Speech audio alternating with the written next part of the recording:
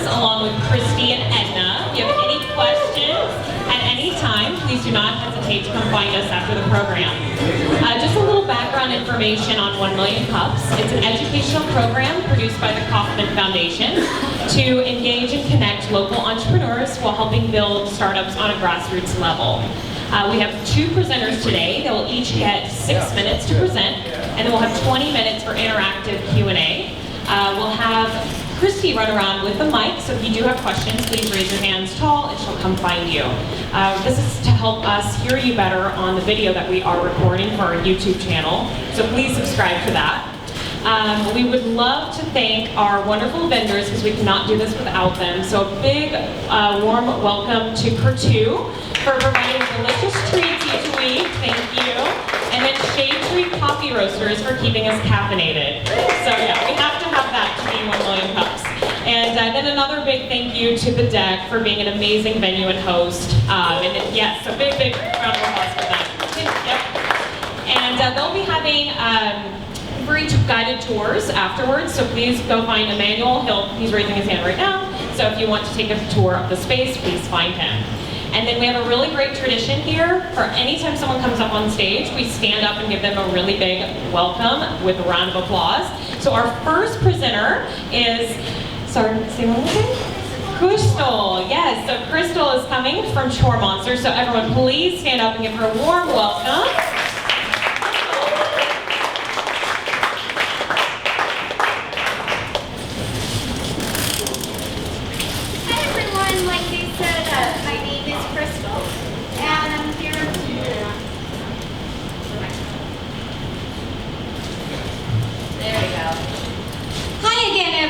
My name is Crystal, and I'm here to tell you about my brand new company, ChoreMonstr Incorporated.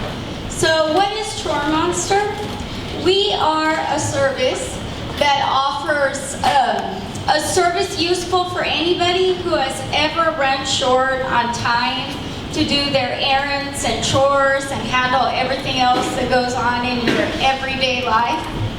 We are basically the bidding platform for personal services. So think about eBay, but you're buying services instead of products. So there were 2 big problems I was trying to solve with ChoreMonstr. The first major problem most people know about is that there's a lot of unemployment, obviously, in the country right now. And I've always paid attention to that issue because I come from a small city on the border of Mexico with a really poor community and low job availability. So I noticed most families had to have several people working 2 or 3 part-time jobs just to be able to get by and buy food and pay for rent and things like that.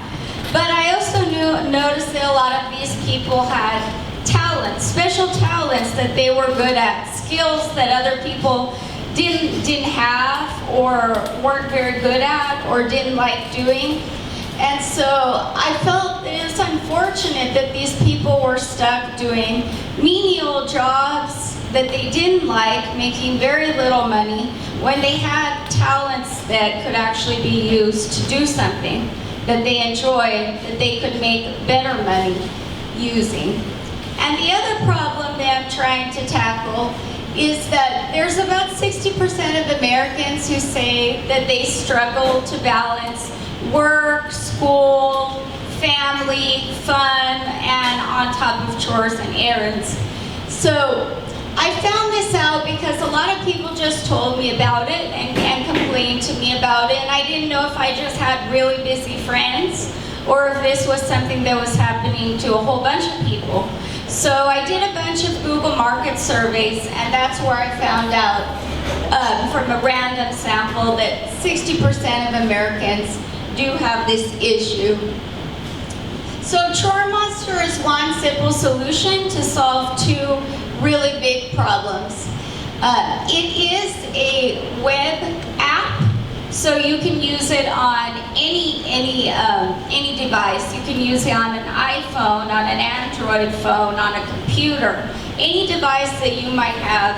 And the reason I wanted to do this especially is because mostly the people I'm targeting are lower income and don't have smartphones, etc. So I wanted even someone to be able to go to the library and log on to a computer and look for jobs this way. It's very simple to use. You can see here the first two screens when you log on. First you can take the tour. It's short, about 1 minute. The Monster teaches you what to do. Once you've taken the tour, the first screen you'll see is pick a category of what you're looking to get done as a user. And then the next screen shows you how to describe your task. It allows you to set a cap on your maximum price if you want to. That's an option. You can enter your max bid accepted, enter the date that it starts, a time period, and how much time you want to allow people to bid on getting the jobs.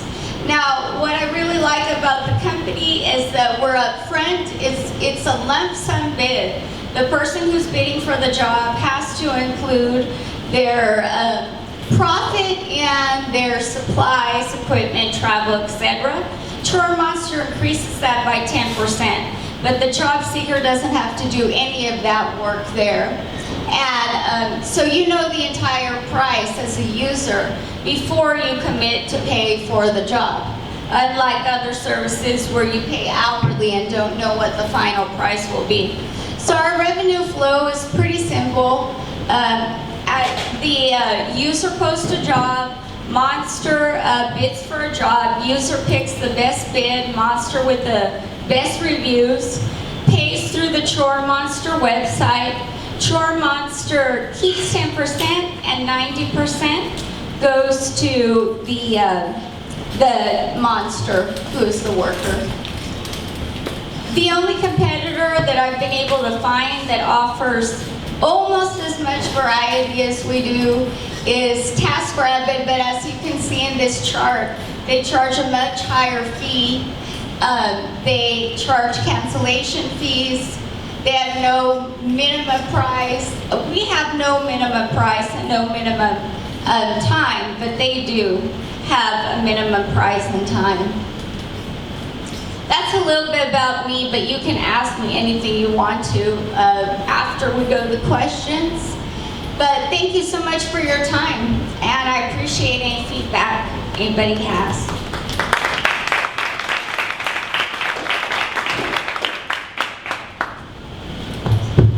Okay, we're going to open up the floor for questions. Please raise your hand high and I will bring you the mic. Thank you. I'm sorry if I missed it, but have you released already? And if so, what kind of traction do you have? So actually right now, I only have a beta version of the app. It hasn't been released yet. I'm working on a form so that people can start using it, but since I don't have the technology experience or ability to actually build a nice functional website myself, what I have right now is a form that I'm going to connect to a Facebook page. But I'm raising money right now. I'm going to do a crowdfunding campaign in the summer in order to pay a tech-savvy person to build the website. Would you mind going back to your bio slide? Oh yes, sure, that was so fast. Okay, this is, yes. So, do you want me to answer anything, or you just want to look it over? No question. You can just leave it up in the background. Okay. Any other questions? Raise your hand high.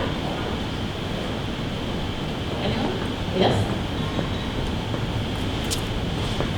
If you could actually go a couple slides back in your presentation when you looked at the flow of the users, so you have the pays merchant fees.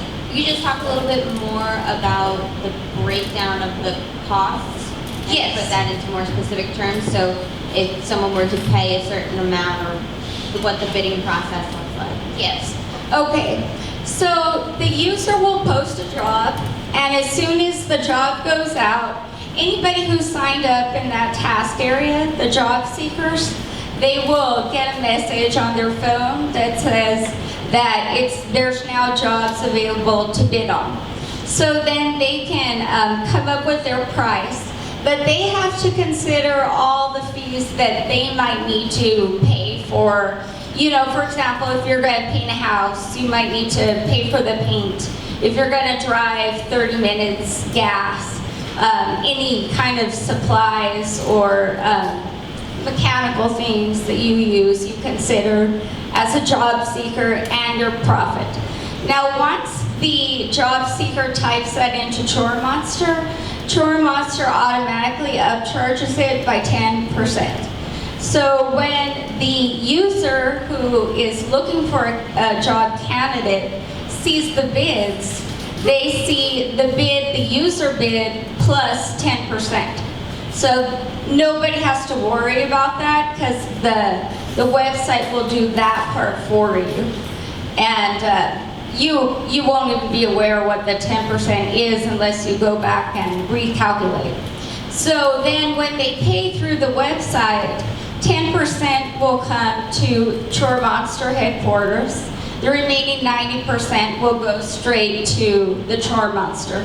They can link their bank account to the website if they want to. If not, we can send mail checks if that's what they prefer, then we can collect the entire amount. That would be up to the individual job user. So ChoreMonstr uses the 10% to pay fees for merchant fees we accept PayPal, Stripes, and Apple Pay. So 3% of that goes towards those fees. And then we use an additional 2% to pay for SGA expenses. The staff is very small. It is me and volunteers currently. So I don't pay myself, so there's not really any salary at this time to pay for. But we do pay for marketing, flyers, advertising on Facebook, etc. The remaining 5% is what we keep our EBITDA. Yeah. So it's a company that's tried to use TaskRabbit people before and have them cancel on us last minute, and we had to scramble and stay in the office late at night to do kind of errands. I can see, having other options is very helpful. In terms of, creating this marketplace for job seekers and maybe the people or business that want to use their services, any particular marketing strategies you're thinking about employing, like a particular market you're going to start in or whatever? It seems like there's a lot of field marketing in this split space. Right, yes. And actually, when I first thought about just launching it so anybody could use it, but obviously that wasn't practical. So the more I thought about it, I'm going to start here in Dallas because this is where I live now. And I'm going to start in the Oaklawn Uptown area because that's where my apartment is. So it's easy for me to pass flyers around looking for job seekers and also advertising the service at the same time. And then I also go to UTD. I'm working on my MBA, so I'm also advertising there because I know a lot of students will probably want to work as job seekers. There's already 20 people there who have told me they're ready to fill out their application. So that's the market I'm going to start with. Once that picks up, I'll start expanding throughout Dallas.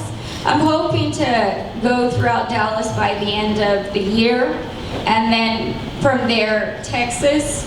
If successful, then I'll start branching out to other big states where I have contacts. You mentioned that you came from a small town. Over here. You mentioned that you came from a small town with a lot of lower income families and communities. So are you targeting lower income service providers here in Dallas as well?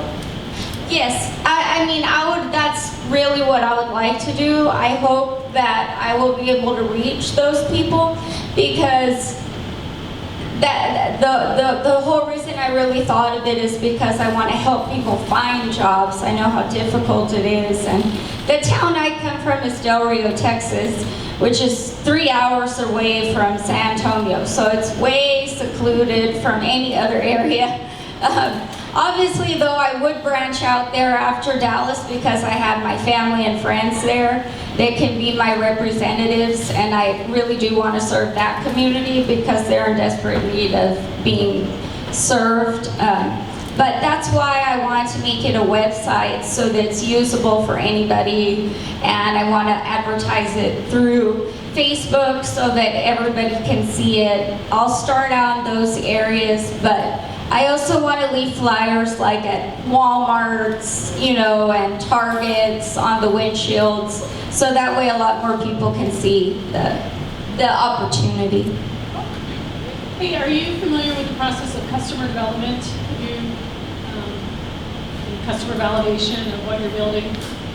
The customer validation, well, I just did the surveys to make sure that people were interested, and then I went out looking to see if people would actually work for the service, because I don't want to do it if nobody wants to work for it. But I did have so far 20 people who want to work for it, and I'm still talking to people about working for it. Yeah, there's a methodology laid out on a site called custdev.com, custdev.com. I highly encourage you to take a look because it'll help Okay, really formulate where it is you're going and who's going to take advantage of this. okay, I will check that out. Thank you. We have a question over here. Hi, you said you're gonna, your profit's gonna be 10% on each order? Not our profit. That's how much we're going to keep and then use for expenses. We expect our EBITDA to be 5%. Just a thought, I don't know if that's gonna be enough to cover software development, expense, software maintenance, marketing, salaries, there's a whole host of costs. I don't know if 5%, then even 10% is gonna be enough, just to, might want to rethink that. Yes, Just going forward. I was thinking that for the time being, when we start out, it'll probably be okay because I don't have anybody to pay right now. All the money goes back in, but I realize in the future that probably would be a problem. And I know that TaskRabbit started out taking lower fees, and as they got bigger, they took more. So that's also a possibility. Any other questions? Raise your hand high. In the back. I'll say it really loud. Why the name ChoreMonstr? Here we go. Try again. Why the name ChoreMonstr? Oh, I don't know. I just wanted to come up with something cute, and I thought of somebody that was really on the move doing chores, like a little monster running around doing a whole bunch of chores. And I actually saw this kids app that was called ChoreMonstr, but spelled correctly with a space in between. And every time that a kid did a chore that their mom or dad asked them to, then the monster would do a little dance or some kind of reward. And I just liked how that idea was, so I picked the name from there. Do they have that trademark?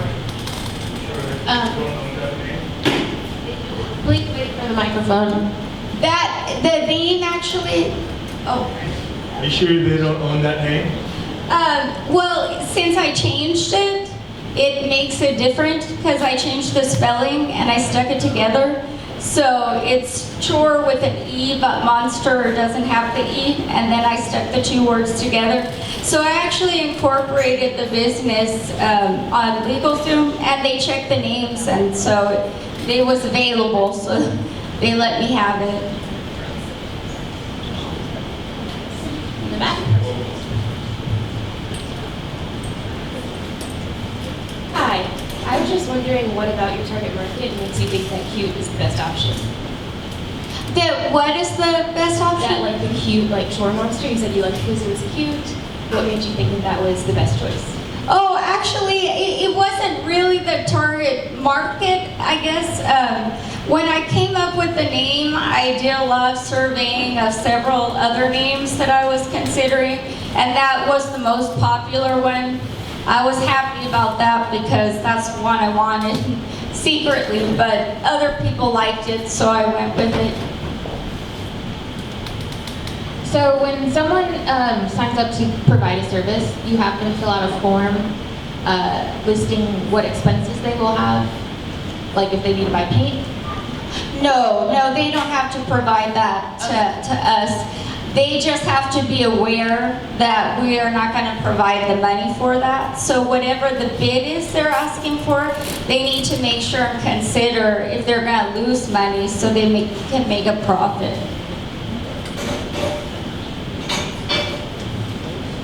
Any other questions? Okay, our final question is, what can the community do for you? The community, I would be very grateful if people spread the word about the service. I'm hoping to launch the app by July.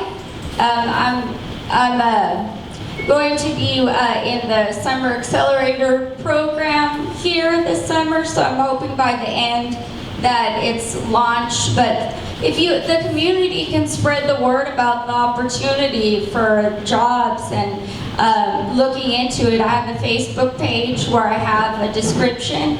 I'm working on the WooFoo form so people can actually get on the Facebook page, click a button and apply. So that would be great, spreading the word. And obviously any technical advice anybody has, I'm very grateful for, because I really don't have any expertise in that area. Awesome, one more round of applause for ChoreMonstr. Thank you so much for your time. Thank you, Crystal, for kicking it off for us.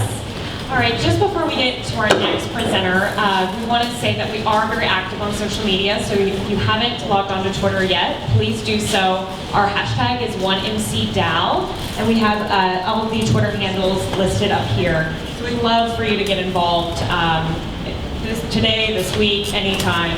And then we also have a newsletter, so you can log on to our Facebook and subscribe. And we'll push out the video every Monday. So that way, in case you wanted to go back, or if someone else that you know missed it, we have it archived for you. But everyone, we'll now welcome Jack from Take Command Health. So please stand up, give a big round.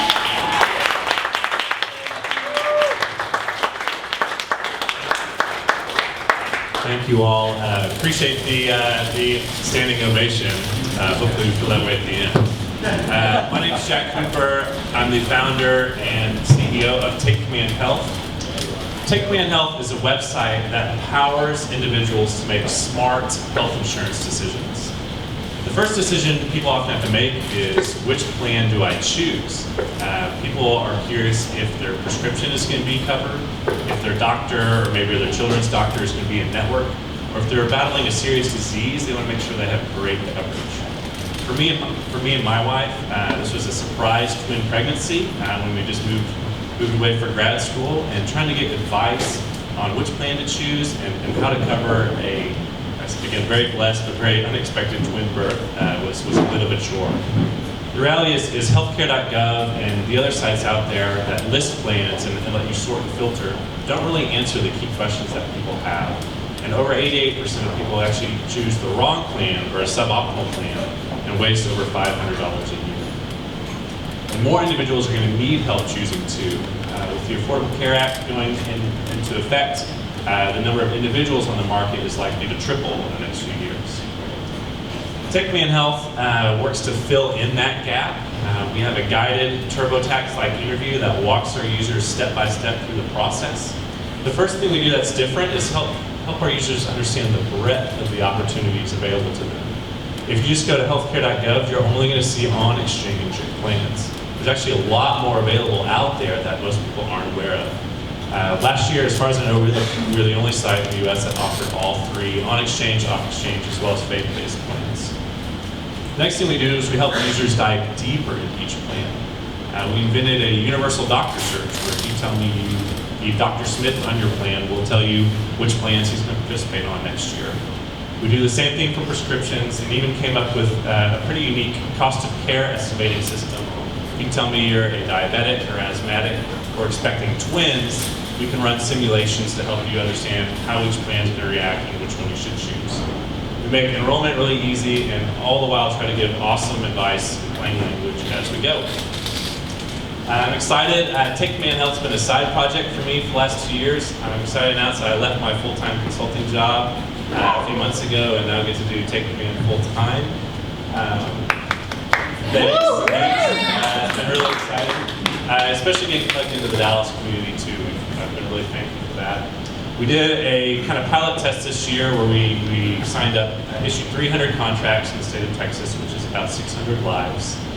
We really focused on getting our cost of acquisition down, and I was really excited about the strategy and playbook we came up with to do that. We're also retaining users, loyal users who promote us at a higher rate. It'll never be 100% in the individual market, but we are able to outpace the industry average by about 20%. Our top referral source is friends, and people are promoting us. So shout out to Oscar here in the back, which was the only carrier to get a positive Net Promoter Score. Most people don't really like their other ones. We're excited to Take Command to kind of be folks' allies and advocates. Another thing that makes Take Command Health different is we're set up to win with the individual market from the get-go. Individuals for most brokerage firms or websites are kind of an add-on or a side deal, but we're really focusing on 3 things to make sure that we can win in this market. The first is being scalable. We did an experiment this last year where we took our phone number off of our site because phone calls and call centers are not scalable. We were pleased that we were still able to sign up almost 600 people, over 600 people. Second thing is, even without a phone number, we want to be sticky, provide great advice for our users so that they're coming back to us year after year, and we can focus on winning new business. And then finally, remaining innovative and delivering real consumer tools that can help folks. Excited about some growth opportunities. The first question we're helping people tackle is, which plan do I choose? We're working on a member dashboard now that helps people understand, how do I use my plan? Providing real data for real-time decisions. Geographic expansion, we were just in Texas this last year, so we're looking forward to 49 other states. We're also excited to roll out a small business solution later this year. Currently it's me and my partner. I was able to leave my full-time job. He's going to finish his PhD at Berkeley. He's a real slouch. We do have some immediate hiring needs here in Dallas. We're looking for a head of product, kind of a CMO, user interface design kind of guru, as well as a full stack lead developer that can help us implement some of these tools. We've been really encouraged by the feedback we've gotten from our platform. I should mention too, we're in the middle of a small friends and family capital raise. We've got about 70% of the funds committed, so we'll be passing a hat around after to close that gap. Just teasing. We've been proudly featured in a lot of publications in Dallas and are excited about the traction we've been able to develop. And that's Take Command Health. Thank you all so much.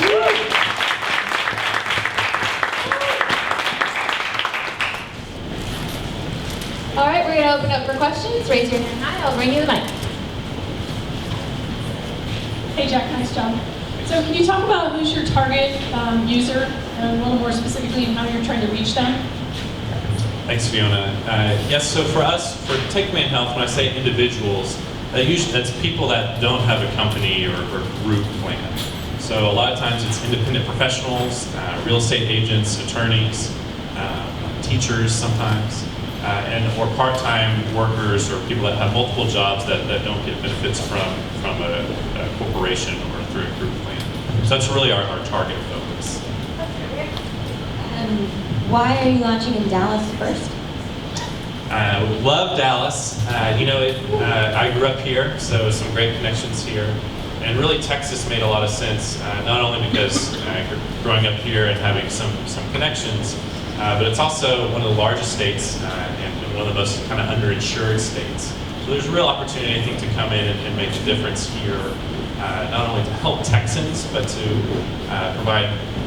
provides a great testing ground, proving ground to a great market here in Texas. So I've lived here and it's a great place to start. 2 questions. One is, are you looking at sort of building a machine learning platform to provide insights and things like that? Yes, we have big aspirations. Right now our model is set up kind of as an online brokerage firm. We make commissions for plans that we sell. For us, nirvana, so to speak, is getting to where we're really a data play, where we're helping users in our collect data. We're collecting data from our users, helping them understand what's out there, and provide great advice that way. Second question is, I found myself in a situation where I needed to get an individual health plan for my family, and I made the mistake. I don't know if I went to the government site, but I clicked on something to get a proposal, gave them my cell phone number, which was absolutely the worst thing that ever happened to me. I mean, I've probably gotten 100, maybe 200 calls. So tell me you're not going to do that. We do not do that, and I think I used to have it up here. There's a quote that was like, "Thank goodness they never called me." Because those lead generator sites that you're referencing, they look all nice and they're going to help you out, and all they want is your zip code and your phone number, and then you're going to get blistered by telemarketing agents. Our whole platform is to be online and a self-serve model. So we'd love to help you out and have you on Take Command Health next time. Question back here. So this is an unsolicited endorsement for Jack, and Take Command Health real quick. But I can say we've got a lot of partners as we're expanding in Texas. I'm Kyle, I'm from OnStar Health, and Jack's been one of the most sophisticated and I think kind of forward-looking in terms of how do you really meet a consumer's needs in terms of getting them in the right healthcare, health insurance product that's going to get them the healthcare they need. So, Jack, really happy we're working together right now. I want to talk about the thing you just hinted at, because I think we need to have more discussions on this, but obviously today, we pay you a commission to bring us business, as we do with, the traditional health insurance broker. You mentioned something about data. I would say I think there's a need there. I would be interested to hear, as you think about your revenue streams, what are the different ones you've explored as a company? There's a few. So as Kyle mentioned, thank you very much for the shout out. We've enjoyed working with you guys as well. Right now we're built on commissions. There's some uncertainty in the market and what that looks like going forward. So we are exploring some other revenue streams. One I'll flip to in the back. We're really excited to launch in the next few weeks is our premium service I mentioned, helping people figure out how to use their health plan. Most of the time, as an individual, you don't really have much negotiating power in the market. But now that we're a large group of individuals, we've been able to approach several providers, such as Teladoc, Aetna Dental Plan, and other kind of ancillary services, and negotiate some great rates that we're excited to offer to our users. So there's an opportunity for us to get into a monthly subscription fee, where we provide member services, scheduling appointments, bill review, dental, telemedicine, etc. So that's one area we're looking into. A lot of brokers now are starting to charge a fee for service in consulting. We don't do that, but that's an option. We're also looking into Medicare and you hinted at earlier, Kyle, kind of data licensing. We're not quite there where we have enough data to be able to do that, but I think we're getting pretty close. Any other questions?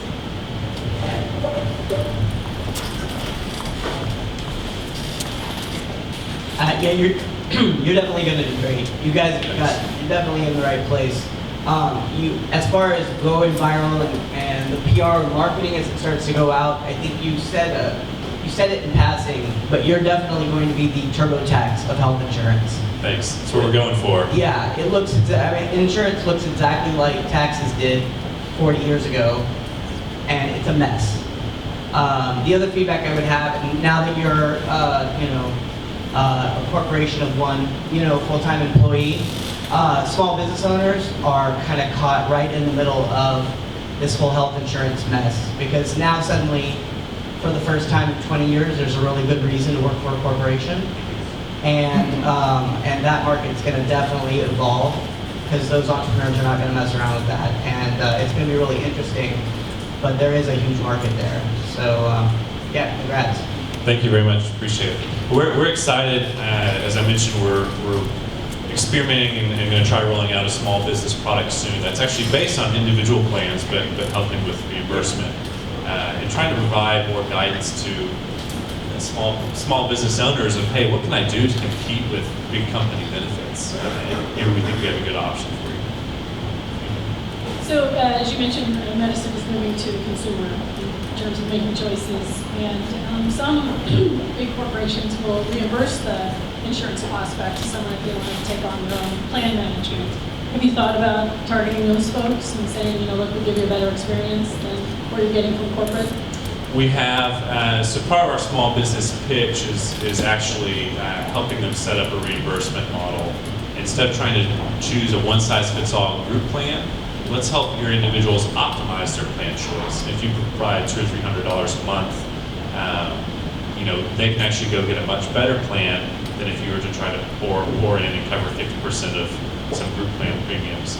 Oscar's been a big help. We've been exploring some options like that, and we're hoping we found one solution. Probably not going to work out for this year, but there's some other opportunities we're going to pursue.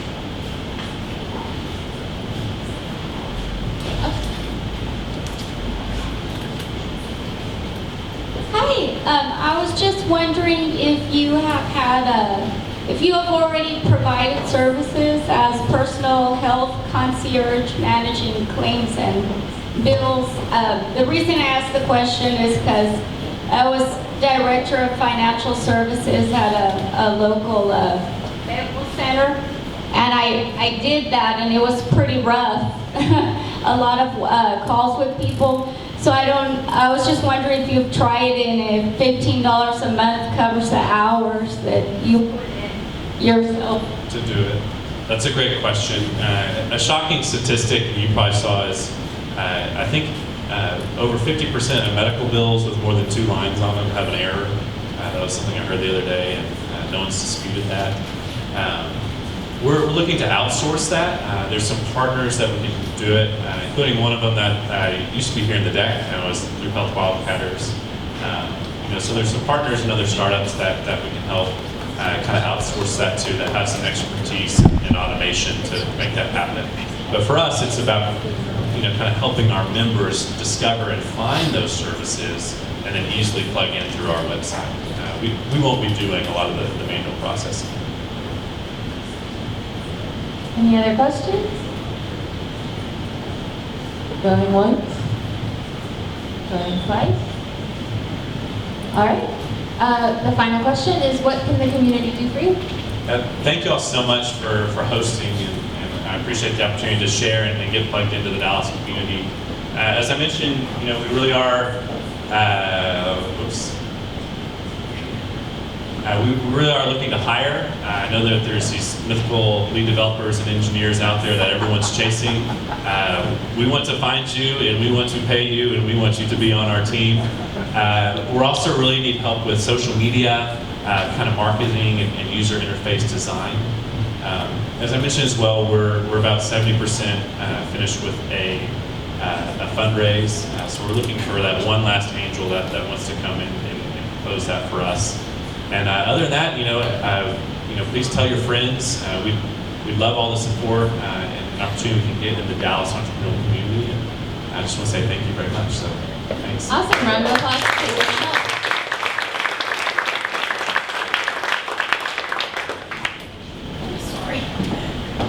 All right, thank you everyone. That wraps up our program this week. If you do have any questions, please come find 3 of us or email us at dallas@1millioncups.com. We're always looking for more presenters, sponsors, just people wanting to get involved, so please do not hesitate to come find us. And we'll be here next week from 9 to 10 a.m. And if you'd like to have a tour, please go find Emmanuel or Will, and they'll take you on a tour. Thank you so much, and see you next week.